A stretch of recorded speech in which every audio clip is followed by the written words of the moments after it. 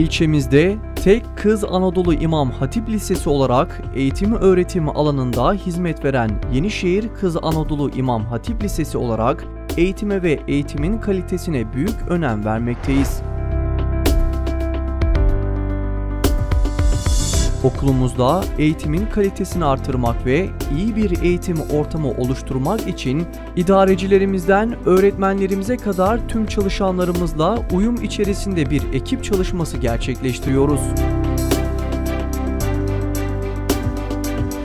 Eğitim ve öğretim çalışmalarımızı öncelikle huzurlu, disiplinli, temiz ve nezih bir ortamda gerçekleştirmek en önemli hedeflerimizdendir.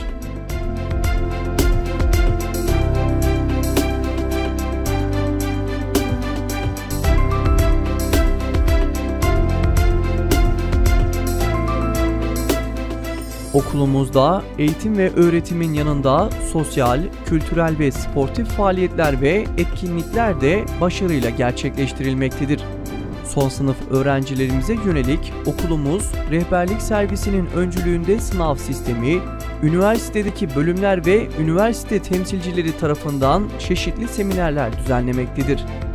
Yenişehir Kız Anadolu İmam Hatip Lisesi olarak geniş görüşlülük, bize yüklediği sorumlulukları yerine getirmek ve misyonumuzdan kaynaklanan hedeflere ulaşmak için tüm kadromuzla üstün ve gayret ve çaba içerisindeyiz. Hedeflerimizin gereği olarak öğrencilerimizin güçlü bir kişiliğe, hür ve bilimsel düşünme gücüne sahip, topluma karşı sorumluluk duyan, bilgiyi kutsal sayan, inanç ve düşünce özgürlüğünü benimseyen, yaratılış gayesinin bilincinde insan ve doğayla barışık olmayı ilke edinen, geçmişi yadsımadan güncelliğin farkında ve geleceğe talip olan, yapıcı, üretken ve verimli kişiler olarak yetiştirmek en büyük idealimizdir. Okulumuz sosyal ve kültürel alanda birçok öğrenci yetiştirmiş olup, çeşitli üniversitelerin ilahiyat, tıp, hukuk, mühendislik, eczacılık, uluslararası ilişkiler, psikoloji, rehberlik, psikolojik danışmanlık ve rehabilitasyon, eğitim ve fen edebiyat fakültelerinin bölümlerine öğrenci kazandırmıştır.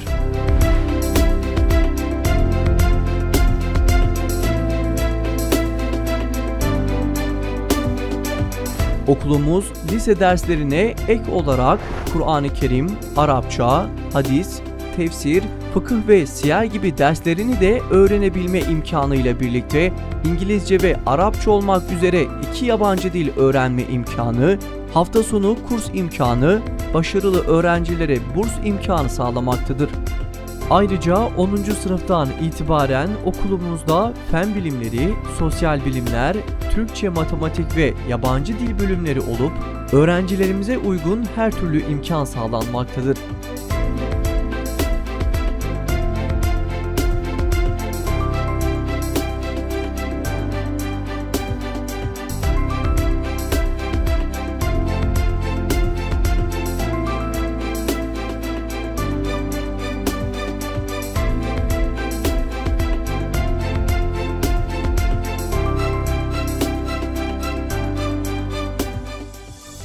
Bismillahirrahmanirrahim. İmam Hatipli olmak bir ayrıcalıktır. Bir adım önde başlamaktır. İmam Hatipler en güzel bir şekilde Kur'an'ı öğreniyorlar, öğretiyorlar ve başkalarına yardımcı olmaya çalışıyorlar. Peygamber Efendimiz sallallahu aleyhi ve sellem bir hadis-i şeriflerinde şöyle buyurmuşlardır. Sizin en hayırlınız Kur'an'ı öğrenen ve öğretendir.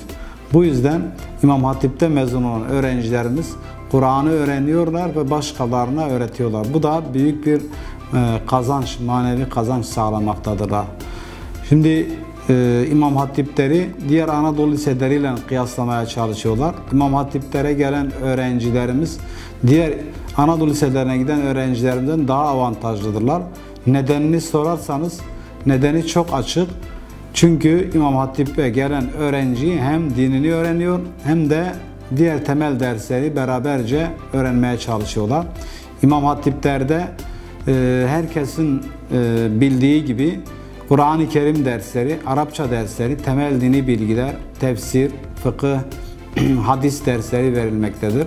Ayrıca 10. sınıftan itibaren fen bilimleri sınıfı oluşturulmaktadır. Türkçe matematik sınıfı oluşturulmaktadır. Sosyal bilimler sınıfı oluşturulmaktadır. Bir de yabancı dil sınıfları oluşturulmaktadır. Biz bütün halkımızın çocuklarını İmam Hatiplere göndermesini istiyoruz. İmam Hatipler son 5 yıl içerisinde epey sayıları olarak artırıldı ve birçok öğrenci İmam Hatip liselerine yerleşti. Bundan sonra İmam Hatip'e gelmek de bazı okullarımız sınavla alacaklar, bazı okullarımız sınavsız alacaklar. Artık Milli Eğitim Bakanlığı'nın mahalle mektepleri olarak belirttiği en yakın okula öğrencilerimiz kaydolacaklardır. Ve biz Yenişehir ilçesindeki tek Kız Anadolu İmam Hatip Lisesi olarak bütün Yenişehir'deki kız çocuklarımızı İmam Hatip'e bekliyoruz. Onları en güzel bir şekilde karşılayacağımıza söz veriyoruz. İmam Hatip'te devamlı memleketin önden gelenleri olmuşlardır. Onlar yol göstermişlerdir insanlara. Yol gösterici olmuşlardır. Fedakarlıkta bulunmuşlardır. Muhabbetle beslenmişlerdir. Muhabbet dağıtmışlardır. Bu yüzden hepimiz İmam Hatiplere sahip çıkmamız gerekir.